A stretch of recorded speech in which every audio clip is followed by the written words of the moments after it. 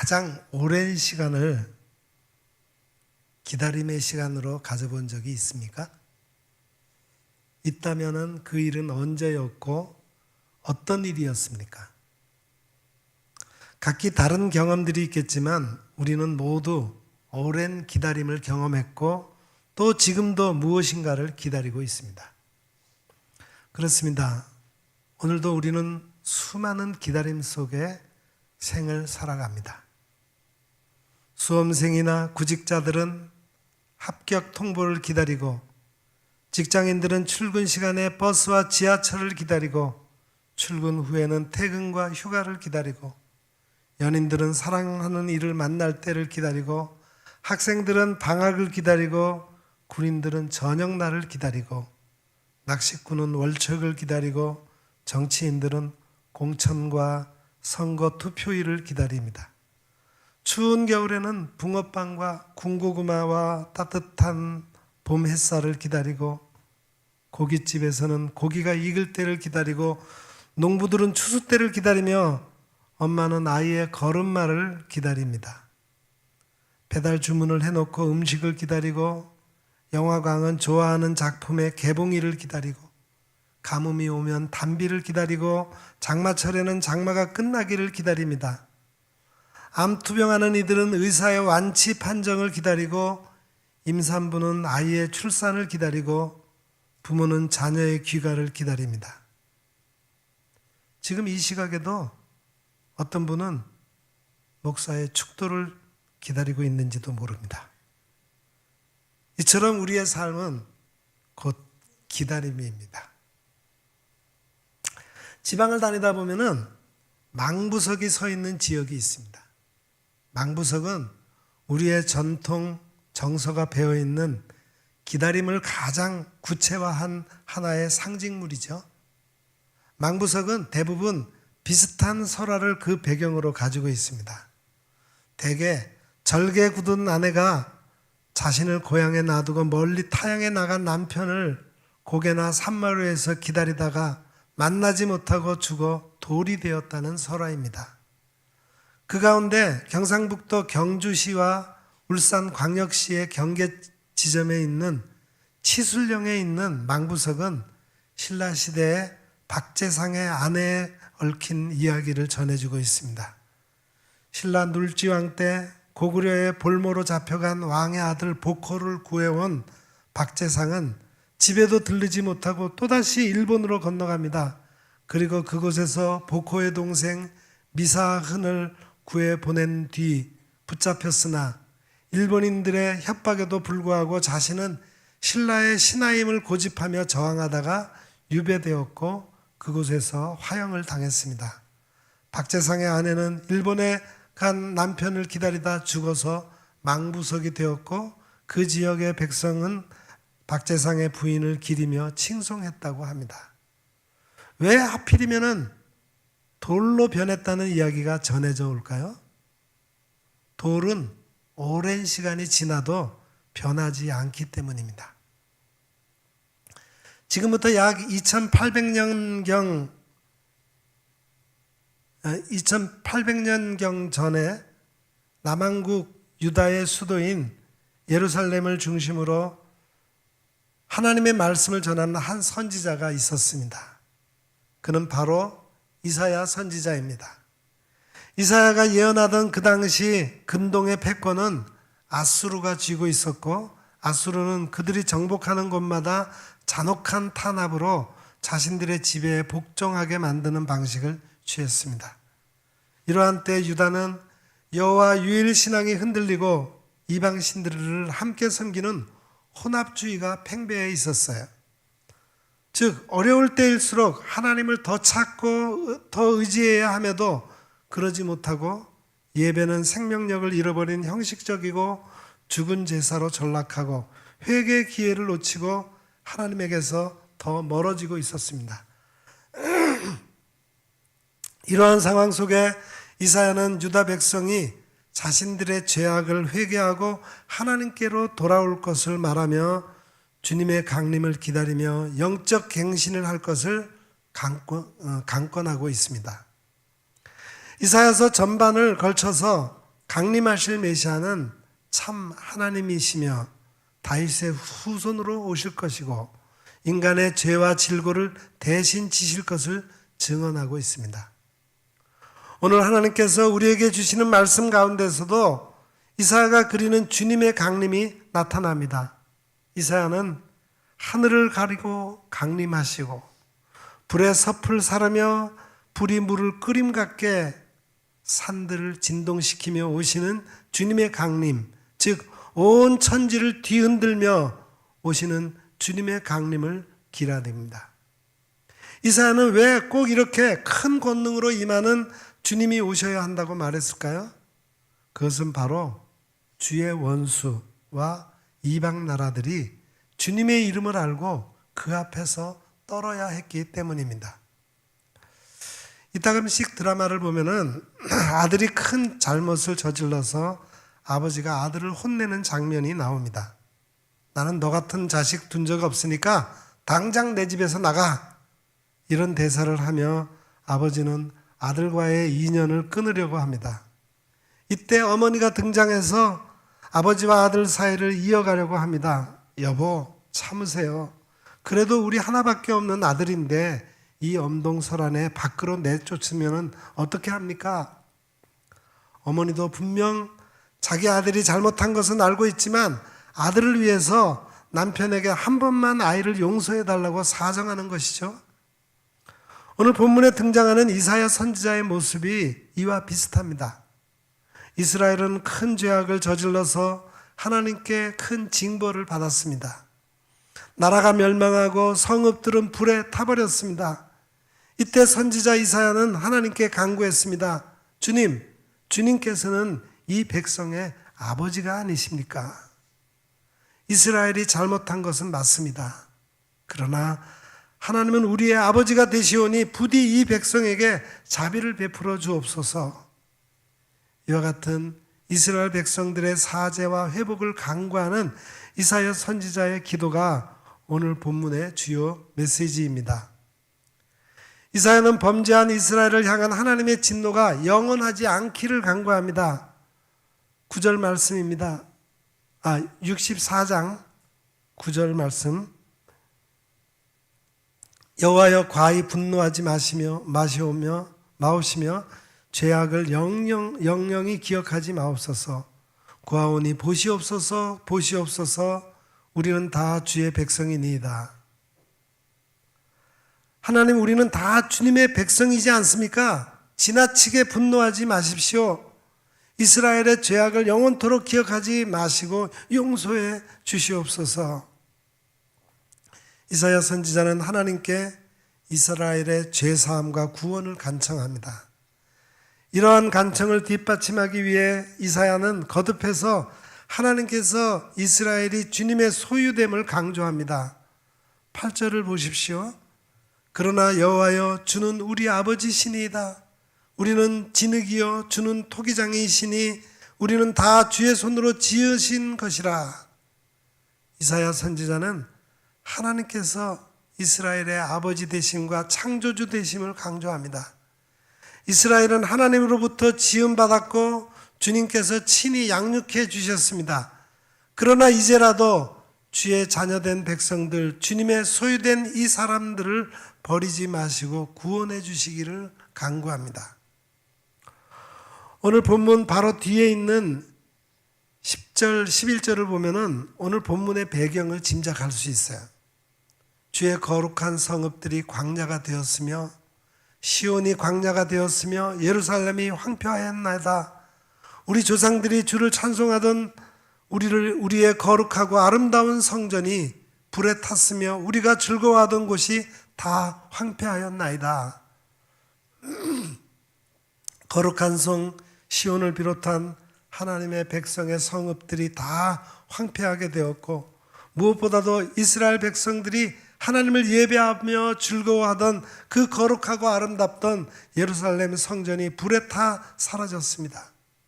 이것으로 보아 오늘 본문은 바벨론 포로 생활로부터 돌아온 이스라엘 백성들이 폐허가 된 조국 땅의 모습을 보고 겪는 참담한 심정을 토로하고 있는 것으로 보여집니다. 그런데 이스라엘 백성들을 고통스럽게 하는 것은 단지 황폐된 성읍들과 예루살렘 성전의 모습만이 아닙니다. 하나님을 알지 못하는 이방 족속들이 하나님을 모욕하며 이스라엘의 신앙을 능멸하는 것입니다. 여기 2절에서 주의 원수들이 주의 이름을 알게 하시며 이방 나라들로 주 앞에 떨게 하옵소서라고 한 것은 이방 족속들이 하나님을 알지도 못하고 오만하게 행함을 암시하는 것입니다. 또 12절에서 여호와여 일이 이러하거늘 주께서 아직도 가만히 계시려 하나이까? 주께서 아직도 잠잠하시고 우리에게 심한 괴로움을 받게 하시려나이까? 한 것은 그러한 상황이 꽤 오래 지속되고 그 고통이 매우 큰 것으로 미루어 생각하게 합니다. 그뿐 아니라 우리는 이스라엘의 역사를 통해 유대 왕국이 멸망하고 백성들이 바벨론의 포로로 잡혀간 후에 그들의 땅을 차지하고 살던 이방 족속들은 이스라엘 백성들이 고국으로 돌아오고 허물어진 성읍들을 다시 세우며 예루살렘 성전을 새로 건축하고 이스라엘의 신앙 공동체를 복구하는 일에 심한 불안감과 위기감을 느끼고 온갖 위협과 관계로 이스라엘의 재건을 방해한 사실을 알고 있습니다. 그리고 이로 인해 이스라엘 백성들은 낙담하고 좌절감에 빠지고 그 신앙과 생활이 다시 해이해지는 정신적 위기를 맞게 되었던 것도 우리는 잘 알고 있습니다. 오늘 본문은 이렇게 이스라엘 백성들이 바벨론으로 다시 돌아갈 수도 없고 그렇다고 무슨 희망의 서광도 보이지 않는 진퇴유곡의 상황에 처했을 때 나온 탄원의 기도인 것입니다. 이 기도 속에서 우리는 첫 번째로 하나님께서 시급히 강림해 주시기를 바라는 이스라엘의 간절한 청원을 봅니다. 원하건대 주는 하늘을 가르고 강림하소서라고 합니다. 하늘을 가르고 강림하소서라고 한 것은 하늘에 계신 하나님께서 침묵을 깨고 인간의 역사에 개입해 주시기를 간구하는 것으로 이해할 수 있습니다. 이것은 하늘에 감추어져서 나타나지 않는 하나님의 권능이 드러나기를 간청하는 것입니다. 이것은 하나님의 개입과 그의 권능의 역사가 당장 빨리 나타나야 하겠다는 목마르고 애타는 심정의 표현이라고 할 수 있습니다. 12절에서 여호와여 일이 이러하거늘 주께서 아직도 가만히 계시려 하나이까? 주께서 아직도 잠잠하시고 우리에게 심한 괴로움을 받게 하시려나이까?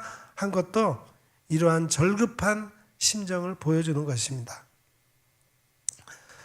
두 번째로 이 기도 속에서 우리는 하나님께서 강림하실 때는 온 천지와 만방이 그 앞에서 떨 것이라고 하는 믿음을 볼 수 있습니다. 1절 하반절부터 3절까지의 내용이 그것을 잘 드러내주고 있습니다. 주 앞에서 산들이 진동하기를 불이 섭을 사르며 불이 물을 끓임 같게 하사 주의 원수들이 주의 이름을 알게 하시며 이방 나라들로 주 앞에서 떨게 하옵소서. 주께서 강림하사 우리가 생각하지 못한 두려운 일을 행하시던 그때 산들이 주 앞에서 진동하였사오니 라고 했습니다.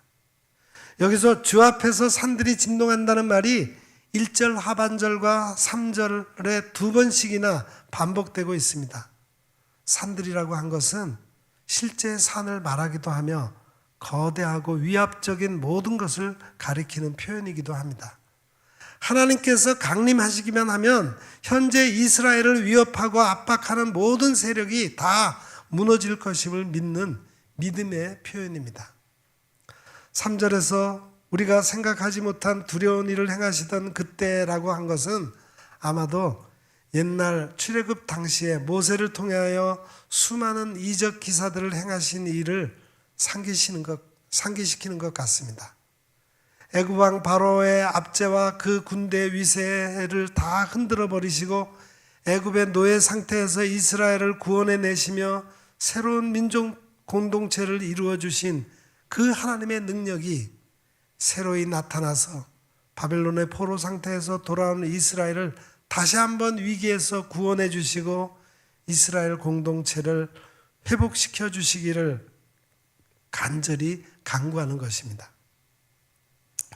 세 번째로 우리는 이 기도 속에서 현재 이스라엘이 당하고 있는 재앙과 고난은 그들의 자신의 죄 때문이라는 인식을 발견할 수 있습니다.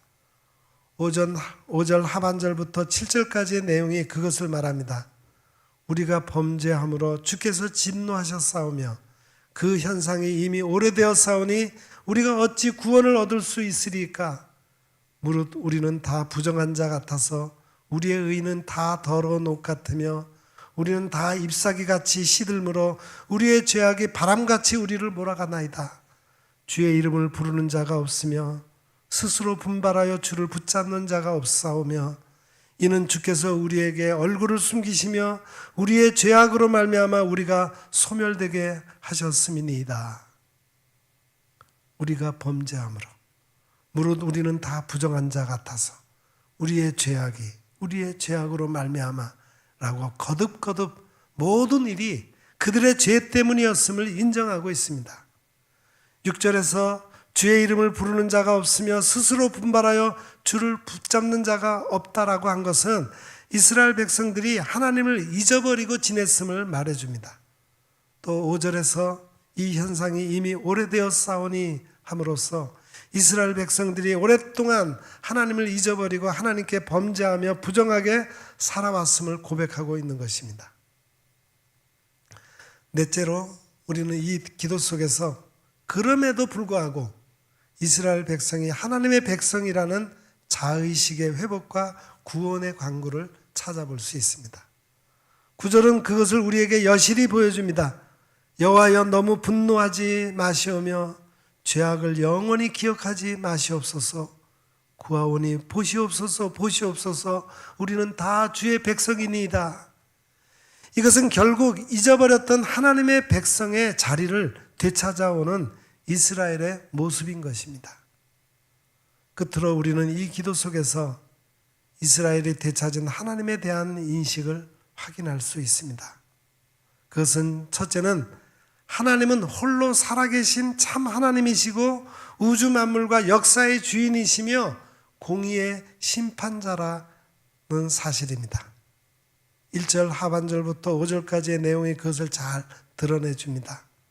주 앞에서 산들이 진동하기를 불이 섭을 사르며 물을 끓음 같게 하사 주의 원수들이 주의 이름을 알게 하시며 이방 나라들도 주 앞에서 떨게 하옵소서. 주께서 강림하사 우리가 생각하지 못한 두려운 일을 행하시던 그때 산들이 주 앞에서 진동하였사오니 주 외에는 자기를 앙망하는 자를 위하여 이런 일을 행하신 신을 옛부터 들은 자도 없고 귀로 들은 자도 없고 눈으로 본 자도 없었나이다. 주께서 기쁘게 공의를 행하는 자와 주의 길에서 주를 기억하는 자를 선대하시거늘 했습니다. 여기 4절에서 주 외에는 자기를 앙망하는 자를 위하여 이런 일을 행한 신을 옛부터 들은 자도 없고 귀도 들은 자도 없고 눈으로 본 자도 없었나이다 라고 한 것은 여호와 하나님만이 홀로 살아계신 참 하나님이심이라고 말하는 것입니다. 또 1절부터 3절에서 주 앞에서 산들이 진동하고 이방 나라들로 주 앞에서 떨게 하시며 라고 한 것은 하나님께서 우주 만물과 역사의 주인이심을 가리키는 것입니다. 또 5절에서 주께서 기쁘게 공의를 행하는 자와 주의 길에서 주를 기억하는 자를 선대하시거늘 라고 한 것은 하나님께서 공의의 심판자이심을 선언하는 것입니다. 둘째로는 그분이 홀로 참 하나님이시고 우주 만물과 역사의 주인이시며 심판자이신 하나님이 바로 그들의 아버지시라는 것입니다. 8절을 다시 봅니다. 그러나 여호와여 이제 주는 우리 아버지시니이다. 우리는 진흙이요 주는 토기장이시니 우리는 다 주의 손으로 지으신 것이니이다. 또한 여기서 우리는 그럼에도 불구하고 하나님을 잊고 살았던 그들의 죄가에 대한 반성을 느낄 수 있습니다. 또 그래도 아버지이신 하나님의 자비로우신 용서와 구원에 대한 기대도 감지할 수 있습니다. 그러나 여호와여 이제 주는 우리 아버지시니이다 라는 말은 그 반성과 기대를 표현하는 것입니다. 그리고 이제는 오로지 하나님의 주권과 말씀에 대한 철저한 순종만이 그들의 살 길임을 깨닫는 각성도 함께 들어있음을 느낄 수 있습니다. 우리는 진흙이요 주는 토기장이이시니 우리는 다 주의 손으로 지으신 것이니이다 라고 한 것은 그 깨달음을 드러내는 것이죠. 오늘 본문은 하나님의 강림을 간구하는 선지자의 입을 빌린 이스라엘의 기도입니다. 이 기도 속에서 우리는 하나님의 나타나심과 그의 역사하심을 간구하는 이스라엘의 의식과 자세를 여러 가지로 살펴보았습니다. 여기서 우리는 모든 시대를 뛰어넘어 주의 강림을 기다리는 이들의 바른 자세에 대한 가르침을 발견할 수 있습니다. 그 자세를 우리는 다음에 세 가지로 요약할 수 있을 것입니다. 첫째는 하나님에 대한 바른 이해입니다. 하나님이 어떤 분이신가? 오늘 본문이 드러내주는 하나님은 어떤 하나님이십니까? 홀로 살아계신 참 하나님이시고 우주 만물과 역사의 주인이시며 공의의 심판자이신 하나님이십니다. 그리고 우리의 아버지이신 하나님이십니다. 둘째는 우리가 처한 상황의 근본적인 원인에 대한 인식입니다. 우리가 지금 개인적으로나 사회적으로 공경과 좌절과 위기에 처해 있다고 생각하십니까?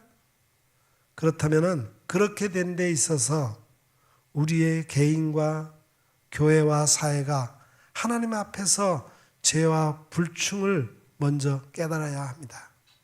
다른 그 무엇이나 그 누구에게서 문제의 원인과 책임을 찾으려고 할 것이 아니라 바로 나의 신앙의 문제점을 먼저 살펴야 할 것입니다. 셋째는 그 하나님 앞에서의 우리의 죄와 불충에 대한 회개와 겸손의 회복입니다. 우리가 하나님의 백성임을 잊고 지냈던 우리의 죄를 회개해야 합니다. 하나님 외에 다른 물질과 우상의 마음을 빼앗겼던 우리의 죄를 회개해야 합니다. 하나님의 능력을 의심하거나 의지하지 않았던 우리의 죄를 회개해야 합니다. 하나님의 뜻대로 행하지 않았던 우리의 모든 죄를 회개해야 합니다. 아버지 하나님의 사랑과 은혜를 망각했던 우리의 죄를 회개해야 합니다. 오늘은 인류의 죄와 그로 인해 인간에게 닥친 죽음과 모든 고통과 불행을 해결하려고 오신 예수 그리스도의 강림을 기다리는 절기의 첫 주일입니다. 모든 사람은 그 마음과 삶 속에 예수 그리스도께서 오셔야 됩니다. 오직 그 안에서만 모든 문제의 해결을 얻을 수 있기 때문입니다. 그런데 우리가 진정 예수 그리스도께서 오시기를 기다리며 간구한다면 오늘 본문을 통해 깨달은 바를 마음속에 잘 새겨야 할 것입니다. 우리 모두 우리의 아버지 되신 하나님에 대한 올바른 고백적 지식과 우리의 죄에 대한 진실한 인식과 참된 회개와 겸손과 순종의 다짐으로 기쁘게 주님을 맞이하는 이번 대림절과 성탄절이 되기를 기원합니다. 이사야를 비롯하여 성경 속의 위대한 인물들은 모두 하나님의 응답과 약속의 성취를 인내하며 기다리던 사람들입니다. 그런데 대림절의 기다림은 개인의 소원과 바람의 성취를 위한 기다림과 더불어 좀 더 특별한 기다림의 의미를 지니고 있습니다. 대림절의 기다림은 2000년 전 피조물의 몸을 입으시고 이 땅에 강림하신 삼위일체 하나님이신 성자 예수님을 기억하며 이 땅에 다시 심판주로 강림하실 그분을 기대하며 기다리는 바로 그 기다림입니다. 즉 대림절은 창조주 하나님께서 손수 창조하신 피조물이 존재하는 이 세상 가운데 친히 걸어 들어오신 놀라운 은혜의 사건을 기념하면서 이 피조 세계의 마지막에 다시 우리에게 친히 들어오실 그분을 간절히 기다리는 절기입니다. 그러기에 우리는 성탄절의 참 주인이신 2000년 전 베들레헴에 찾아오신 아기 예수님을 온전히 묵상함과 더불어 주의 원수와 이방 나라들을 포함한 모든 세상의 악을 완전히 멸하고 예수님의 재림을 통해 이루어질 완전 무결한 그분의 승리와 다스림을 대망하는 대림절이 되게 해야 하겠습니다.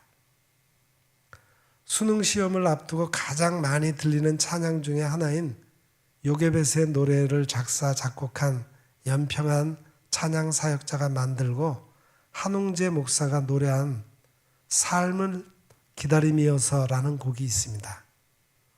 올해 대림절 첫 주일은 이 찬양으로 그분을 기다리는 우리의 마음을 드러내고 싶습니다. 거기에 반복되는 후렴 가사 중에 이렇게 돼 있어요. 삶은 기다림이어서 주를 바라고 기다리는 게 내 삶의 이유라. 이 길을 걸어가네. 주 오실 그날 기대하며 이 길을 따라 걸어가네. 기도하겠습니다. 거룩하신 하나님, 대림절 첫 주일에 우리의 삶이 죄악으로 물들고 하나님으로부터 정죄를 받아 마땅하지만 여전히 하나님의 은혜를 간구해야 한다는 말씀을 들었습니다.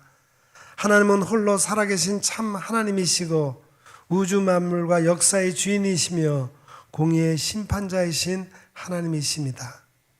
우리의 죄를 회개하오니 용서해 주시고 우리를 회복시키시는 주님을 기쁨으로 기다리는 대림절을 살아가게 하옵소서. 예수님의 이름으로 간절히 기도드립니다. 아멘.